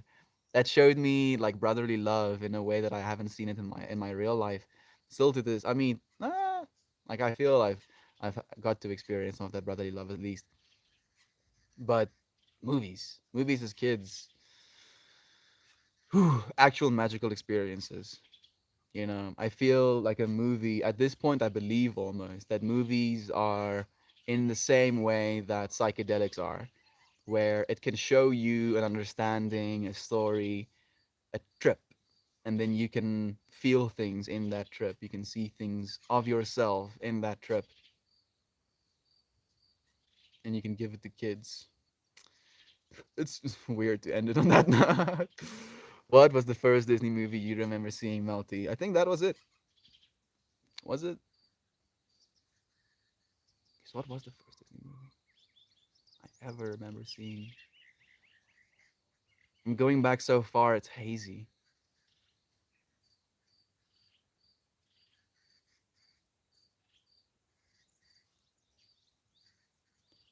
Something weird is happening in my brain. The fuck is that? Uh,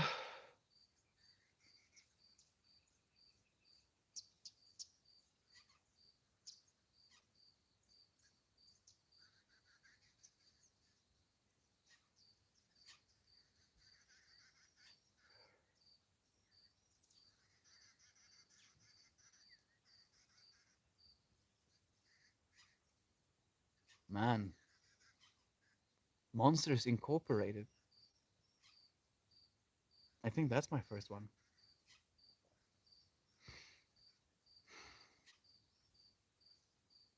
Also, watch that movie into oblivion. Again, romances. Seems I have a type. Brotherly love.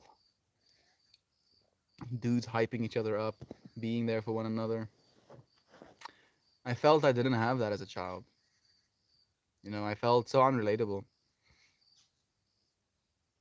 Thank you, friends, for making me not feel like an outsider anymore. Whew, oh my goodness, Toy Story. I remember seeing it in the theater with my bestie and it blew my mind. I had never seen anything like it before. Toy Story animation.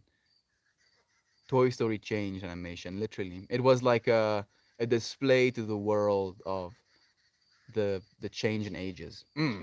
Brother Brandon. Talking about the change of ages. He joins us. Joins us. Uncle Becky joins us. I'm so sorry you had to endure that with me. Uncle Becky, it's nice to have you here, Brother Bay. Mine was Bambi and the never ending story. I watched Bambi as well, but I don't know if I've, up to this day, even watched the never ending story. Never ending story is a grown up movie starring kids. It's terrifying, and don't think children should watch it. Maybe I did watch the never ending story, but my mind just edited out the trauma or something. It definitely left a mark. There we go. Monsters Inc. was by far one of my favorites. It still is. It still is one of my favorites. Yo, I need to watch it again. I don't know if it's gonna hold up that well, but my mind was like, we have ways. You've never seen the never-ending story. It's so good. Is it the one of the kids going into the caves? And there were these monsters in the caves with them, you know, these shadow monsters. Is it that one? I don't know if it's that one, but I vaguely remember watching something like that as a kid and it traumatizing me. I'll send a picture of my Schrodinger server room in the Discord. Please do gateway process. It sounds beautiful, friend. Uh, Thank you, Narnia. Very cool. I love Turkish delight. So yum. When I was a kid, there was this kind of old lady I would visit every day, and she had a rabbit I would play with, and she always gave me Turkish delight as a sweet treat. That she would buy fancy ones just for me. How nice, you know. Like it's nice that you got to give her that as well, Nova, being the young energy in her life. You described Turkish delight like there's something wrong with that. Gelatinized sugar. I'm sorry. It was just me kind of like make like reducing it, if you will, labeling it, right? I just died inside. I love you, brother Bay. I'm sorry, man. Stay alive. $5 for a movie. The days. I remember the days. In China, it's pretty cheap, dude. China in China things are pretty cheap. You know, like there's definitely a reason that a lot of foreigners want to live there, but things are cheap because they pay their people very poorly as well, which is the caveat. The lady was awesome because she had a rabbit nova. Yeah, like, that's the thing we looked at. I only had a handful of Disney movies I saw growing up. I was the baby, and my metalhead dad was over the Lion King. He was like, "Nah, dude, too much. Please, everybody be Lion King these days." What kind did you give her, you fancy Turkish delights? I've never seen most of the main ones. Just Little Mermaid. Ooh, Little Mermaid was fire as well. Aladdin, Lilo and Stitch was worshipped by me. Yes, dude, Lilo and Stitch. I so desperately, with a deep, deep longing, wanted a Stitch, dude.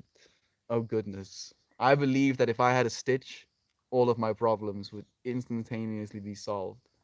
All of this difficulty in life instantly solved if I just had a Stitch. If I had a little fluffy creature that could mildly communicate with me, that could grow and this was I was very peculiar about this part, that could grow an extra set of arms in his side body. For some reason, that was like the selling point of Stitch to me. I was like, what the fuck? You can grow an extra set of arms? Yes.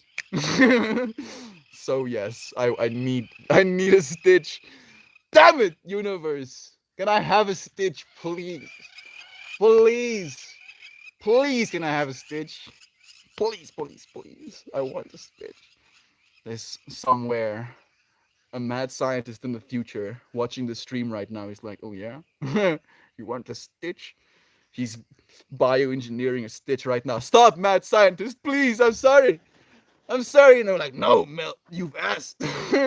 Now you shall receive. He's gonna come up to me with this freaking manic monster. Like, Stitch is an absolute savage, by the way. Stitch can like literally lift spaceships. Like that thing has tensile strength, that could cut through buildings.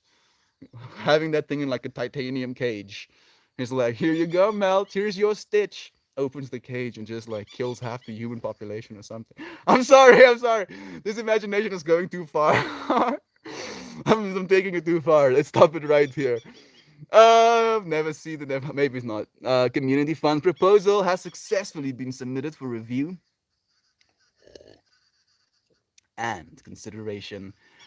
I'm literally running one of the most minimum requirements of sleep. It's all good though, because it's done and out of my hands now. You have literally submitted it into the universe. You have asked, and now all you can do is receive, Brother Bear. There's no grasping, there's just sitting with your hands open. Thank you, Brother Bear, for finding yourself in this moment. Take this moment if you can to sleep. I don't know if you have to go to work soon. You probably do. Try, try and rest. Drink enough coffee. Stay awake. Stay alive. I look forward to seeing you again very soon, Brother Bear. If you're not gone already, you might still be here. Monsters Inc. is literally about kidnapping children, but they make the characters so charming. The story barely resonates. The story barely resonates. I feel that, but for me, the story was the transition from kidnapping children, scaring the shit out of children to get energy from them, to love, right? To laughter, to joy. And that was the message to me of like, there's a different way to do things, even if your entire society is built on one way of doing things. As a little kid, I'm like, teach me more. No, it had a flying white dog, Falcor, Artrax, the horse, the turtle, a racing snail, a rock monster on a big rock wheel, 8 rocks. I don't think I've seen that. I need to though. That sounds amazing, Maxine. What the hell is going on, Seven Cat? A little bit of everything, all of the time. Just a little bit of everything, all of the time. Apathy's a tragedy and boredom is a crime. Anything and everything, all of the time. Little bit of everything, all of the time.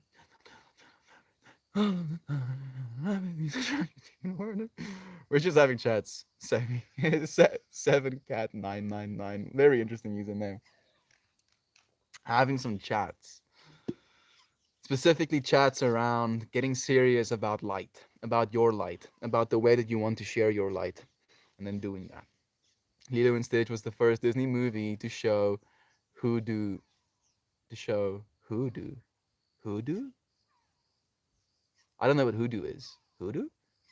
Neverending Story is cool and all, but y'all know about Pippi Longstockings. I do. I do. My mom know about Pippi Longstockings way before I did, obviously, and then we called Pippi Longstockings. I still call her Pippi Longstockings occasionally. Thank you for sharing that as well, Uncle Becky. If only I had an alien, my problems would be solved. I was convinced. I was 100% convinced that if I had a Stitch, right?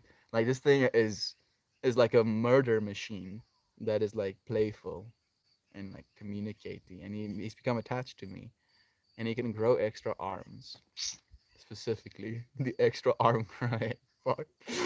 I was like, yeah, this thing could solve all of my problems. I just need a freaking Stitch. That wasn't that the one where she held onto a broom and helped a machine fly. My brain is melting just reading this word. The foreign one that was dubbed in English. My brain is melting even more. I'm lost. Hoodoo is magical practice invented from the transatlantic slave trade. Think about the lines of voodoo. Okay, but I didn't know Stitch did that. Maybe I missed that part. At what part did they do that? I'm actually kind of curious now, Maxine. And The Fox and the Hound was the other one I wore out. Ooh, dude, The Fox and the Hound is one I watched so many times as well. And again, bromance. Bromances. Sadly, that woman passed away much later. She was found a few days. Kind of miss thinking of her. Thank you, Nova, for bringing it into the space, friend. I got to drive in the movie theater all the time over summer. It's awesome. I haven't got to do that too many times myself. Maybe I still will. That's so sad, Nova. Thank you for a light in her life. Thank you. Thank you, Shannon, for being a light in ours. The never ending story. I need to see that, I guess. I remember how she was and how she treated me so clearly. She was so kind, and I even remember the smell of her home, even fed her rabbit carrots. I miss that kind of woman somehow. I never called her name. It's okay, friend. Like she's no more than a thought away. You don't need to know her name to have her in that space with you. Loved the never ending story as a kid. I was thinking about watching it recently. I mean, maybe we can all watch it again, see what we feel. Mine's cucumber. What's your favorite vegetable, Mel? Mine's cucumber. Broccoli. Mm, easy. Broccoli is my favorite vegetable. Man, Stitch is overpowered. He can play records, dude. I completely forgot about that part. He can play records. Opens his, like, that's actually a whole selling point. I had a huge Stitch stuffed animal growing up, like 60% my size. It was my bud. I'm happy that you got to have that, brother Isaac. Within this infinity, dude, there was one kid convincing himself that if he had a Stitch, everything would be okay, and then another kid that got to have a Stitch, and he probably still convinced himself that things could be more okay. Thank you, Brother Bear. Yos, I'm just experiencing, I'm like trying to reimagine my entire childhood as your childhood having a Stitch, and all of the things that I thought to myself. I mean, like I went through like a stage of like really tripping out about Stitch. Like I was like actually tripping out about it. I was like, there has to be a way. Like, right, the infinite universe, Stitch has to be out there somewhere. How can I get myself a Stitch? He has to like crash land on my planet somewhere. Come on, Stitch. Come on, dude. Come on. Oh, had Stitch overpowered. They need to build a Stitch record player. No, that'd be too cursed, dude. I watched Lilo and Stitch dozens of times as a child. Me too, brother Bear. It was a beautiful experience. It still is. It was Lilo. She put a friend in a jar. Oh, was that hoodoo? I guess. I guess putting friends in jars is pretty hoodoo. I promise to never put any of you friends in jars. This is a solemn promise I make to all of you happily. Please don't put me in jars. Oh goodness. The fact that I used the plural of jars made it even worse. Please don't put me in jars. I would very much appreciate not being in multiple different jars. Why am I like this? Why? Why mind? What have I done? What have I done to deserve these horrific imagery? And my mind is just like, card time! Yeah. Shit, it's card time. I was more of a Ramsey Bolton kind of kid. Ramsey Bolton. No fractals for me, but the bear. I have no idea who Ramsey Bolton is, unfortunately. Ramsey Bolton? Is that like an actor? Is it a director? Does voodoo work? I don't know. Truth. I really don't know, friend. I'm not too schooled in the esoteric or there's another word in the occult. There we go. I probably should educate myself, but I'm a little bit stubborn these days. Like I felt the truth, if you will, that we share in this space, trying to come from our deepest authenticity, and my ego getting in the way of wanting to be the original thinker, if that makes sense. Like I want to say something, feeling it in a moment, instead of saying it because someone else felt it in their moment. And it causes separation in me of like wanting to learn more from other beings. And it's something that I'm very aware of and I'm paying attention to. It definitely is something not to fuck with. Yeah, I don't think so. I feel there are more depth, more love, and experiences other than that. Like the Jared heads in Futurama, it would be terrible to be in that conscious state. I mean, like they were still conscious, right? And they didn't look like they were in constant pain, so there was something that got like fixed there. I wouldn't want to be in that state. That I can say for sure. But I don't know if it would be just terrible. It might be an experience worth having as well. What exactly is ego? The thing that just asked that question, friend. That is ego. The thing that feels the need to ask is ego. All right. The ego is the thing that is here to convince you that you are separate from the infinity. Ego is the thing that is here to basically give you a lens to see yourself through. I believe, on the most fundamental level, ego forms as a result of all of the experiences you've had in life. So, you come into the world as pure awareness. And then from this level of pure awareness, you observe things. Certain things you observe, you appreciate, you see other people reacting in ways and observing things, and you learn behavior as a result of that. That learned behavior, that story you tell yourself about how things should be, how things shouldn't be, what things are good, what things are bad, that is ego. And as soon as you form an attachment like that, of like these things are not to be, these things are to be, then it's a separation of acknowledging or stating to yourself that there are things outside of yourself. You know, ego, convincing you that you're separate, and that's its job. That's what it needs to do. You can't hate it for it. It's gonna do what it's here to do. Tell you that you're not all that. You're not all that. What, divinity? No, no, no, couldn't be. No, wow, how could you be great? How could you be wonderful? How could you be the infinite? No, I'm just this little sack of meat, you know, waiting to decay. Oh, woe is me. No. Mm. Dang, darling, goddamn. Sure. Hang on, we'll back for that.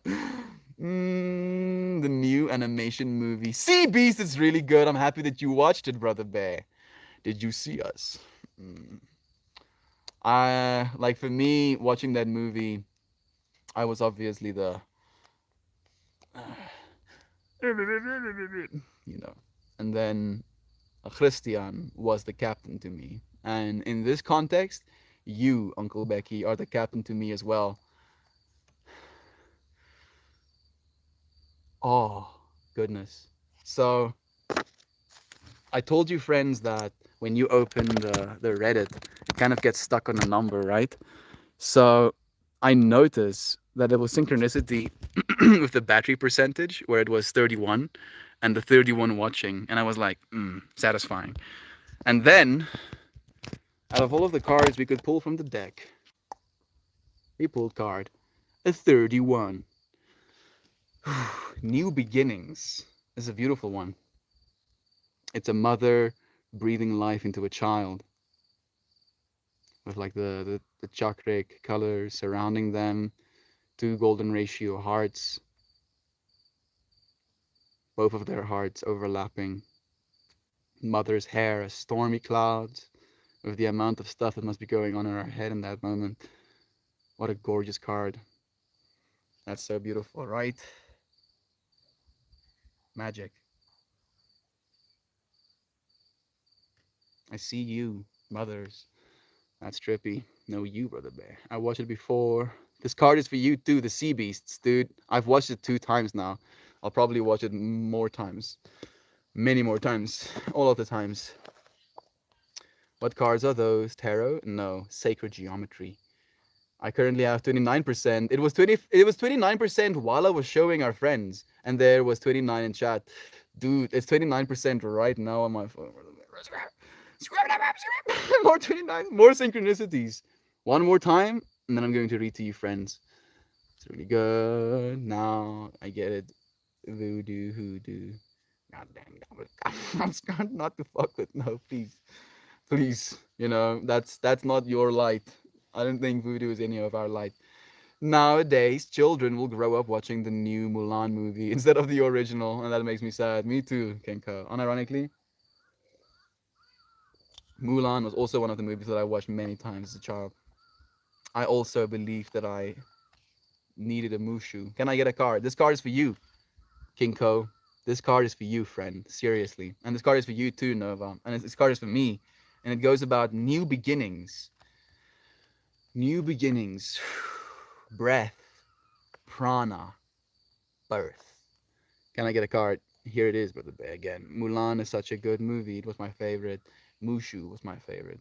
But what about Mulan 2? We need a Mulan 2 in the original animated, style, I feel, Uncle Becky. Hopefully on the YouTube. There we go. Oh boy, the synchronicities. I resonate with it. I'm here with you, Nova. This card of new beginnings and renewed life force.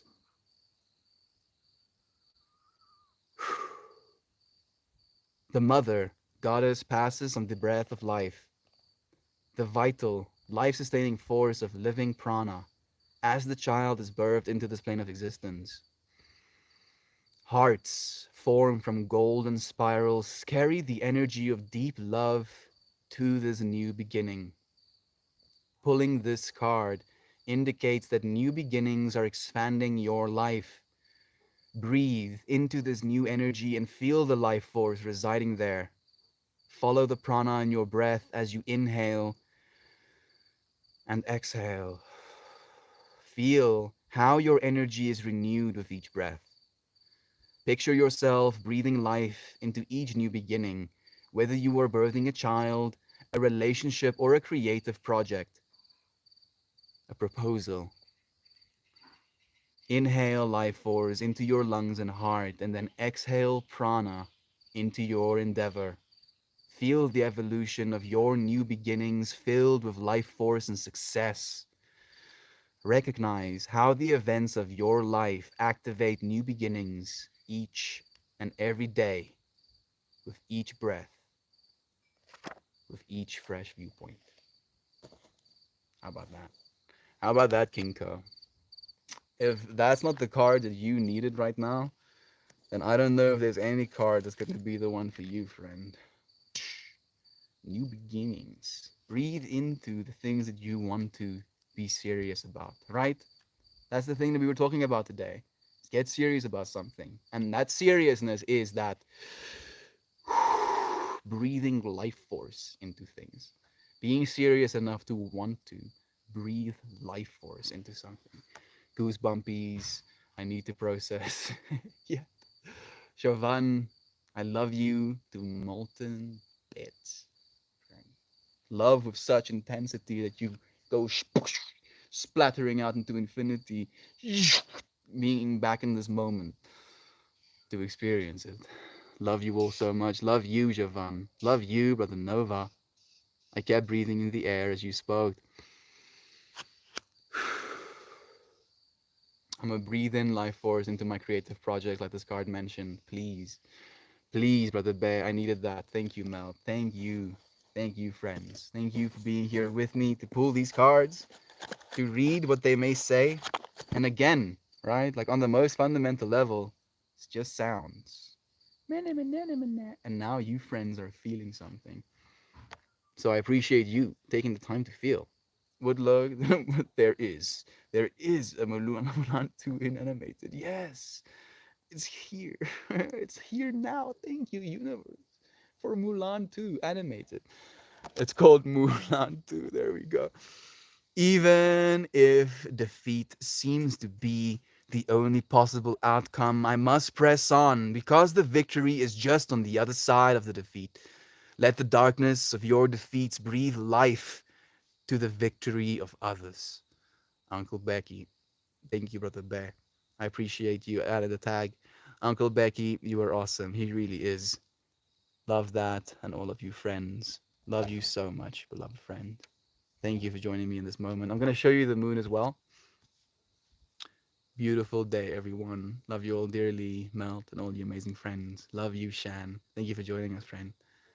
Thank you so much. You want to see the full moon? Yeah, yeah, yeah, yeah, yeah, yeah. Yeah, yeah, yeah, yeah, yeah, yeah, yeah. Squam bam. Look at it peeking through that tree. It's being like, what's up? What's up? Look at me. Squab, squab, squab, squab, squab, squab, squab. I want to show you, friends, something that I like to do with this tree. I'm going to see if I can do it, though. I don't think it's high enough just yet. Damn it. Like you might. Let me see if I can show you this. Right, right. So on the YouTube, there is a little hole that I like to line the moon up, and then I look through that hole at the moon. And here it's that little hole. But I'm gonna move to the side. Strafe, strafe, strafe, strafe, strafe, strafe. There we go. Look at that. It's even flaring on the YouTube.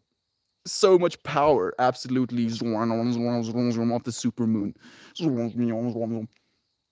Thank you, beloved moon. Love and light to you too, truth. I appreciate you friends so much for joining me. Love the trees. Love you, Nova. Check this. Yeah, yeah.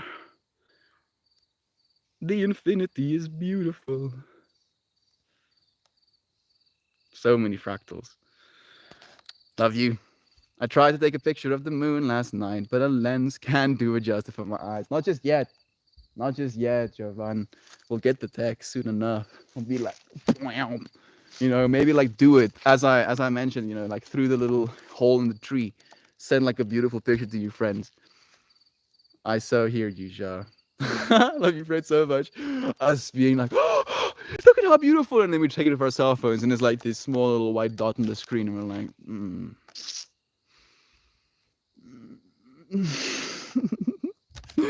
It was a blood moon last year. It was cool. Every single moon is cool, but the bear, and it's technically the same moon this whole time. I'm gonna do a whole stream about that as well. It looked beautiful in red. The fact that it changes. Oh, Kira Bird, love you, friend. I'm sorry to be tuning out as you're tuning in. Love you. The total eclipse there must be epic. I didn't actually look at eclipses, Maxine. You're not supposed to, apparently. Love you. I'll see you again soon. A stream about the moon. A stream about the moon. I'm gonna do a stream about the moon, and I'll share some of the inside tips with you friends. My stream about the moon is gonna be about how the moon technically is the original work of art, because the face of the moon that's facing us right now has faced humanity for all of humanity, right? So that image, that the splotchiness on that moon right now, has been seen by all of humanity. And to think of it from this externalized point of view where the moon is a work of art, all humans that has been on Earth has seen that work of art. And what has that done to us humanity in our humanity, right? So I want to do a stream on that as well. I had that idea yesterday looking at the moon, so thank you for pulling it out out of me a little bit. Can't wait. Can't wait to do it as well. Love you, friends. Share this with you again. Look at that. Let me get out of the frame for more color. Ooh. Uh-oh. Yeah. Love you, friends. I'll see you again soon. Goodbye.